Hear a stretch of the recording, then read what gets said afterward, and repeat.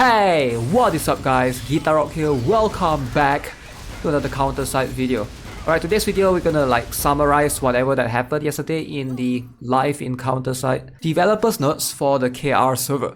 Now I know some of you guys might not be too interested for the what's coming in KR server, but this is going to be a big change moving forward because there's a new Awaken announced, and also some characters are gonna have I wouldn't say rework, but another new layer of awakening on top of them. So let's jump into it.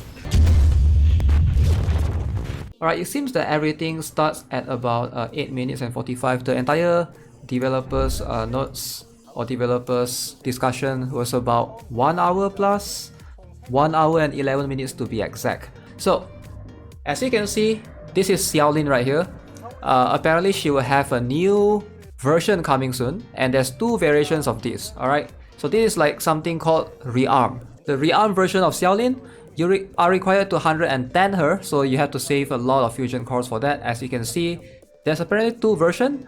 One of it is a tower version. I think this one is a tower version, so she will be able to modify from being a sniper to being a tower unit, which I find it very interesting. If you're a tower unit, that means you no longer have the advantage against strikers because you're no longer a sniper, right?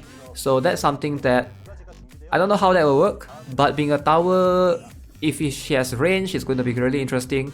And as you can see, Yomina is apparently going to get a rearm version as well. So Yomina 110, I'm not sure about this because if you're on the 110 Yomina, you're going to need fusion cores. Her being an SR, you can never obtain the duplicates for her, right? For Yomina, SR Hilde, and basically SR Shion. But if, depending on how it is, I guess they're trying to encourage players to, 110 the unit. And this one excites me a lot because it's Irie. As you can see, now Irie is the only R unit right here that, is apparently going to get this new version. And I do appreciate it because for R units, it's going to be much easier to be able to 110 them. And I actually like this art. It looks really cool. She looks different. But there's a lot of background things going on. It feels really different. They are approaching this Arc Knight's sort of art style apparently. But for Irie's art, I actually like it. It looks simple enough. Okay, so here you can see they are showing the stats. I'm not sure what's the comparison. It looks like the same. It looks like the HP, attack. As far as I can remember, I don't memorize Xiaolin's stats accordingly. The stats looks to be the same. But what Rearm does, besides the new art, you're also getting a new skill apparently. So far they only mentioned the condition for you to be able to rearm a unit. You need them to be 110. Now as you can see, what it does is you have one new skill, which is a leader skill. For this particular case, apparently this one, after your unit does a normal attack, their attack speed is increased by 1%. So it's a leader skill that not only affects her, but affects everyone on the battlefield. I thought that's pretty cool. In a way, it's going to elevate the battlefield a little bit to a point that everything is going to be slightly different. This leader skill, depending on how you're trying to process it, is going to affect how PvP is in the entire meta. But one thing to note is the currency, right? Apparently they say that you are going to need this new currency, and this new currency to up the skill, to basically upgrade the skill, can be purchased at the task point shop using the mall planet points thing. And those things are being shared by the operators right now, and a lot of us are trying to save for our planet mall task points to obtain the operators. So yeah, it's something that I think it's definitely going to be expensive for sure. As you can see, this is a tower Xiaolin right here. You can clearly tell she is a 5 cost unit. Really interesting. Tower Xiaolin to be a 5 cost. I'm not sure how it works. Can you select it, or do I need to start building two different Xiaolin? I hope it's just that you can select it depending on which one you want.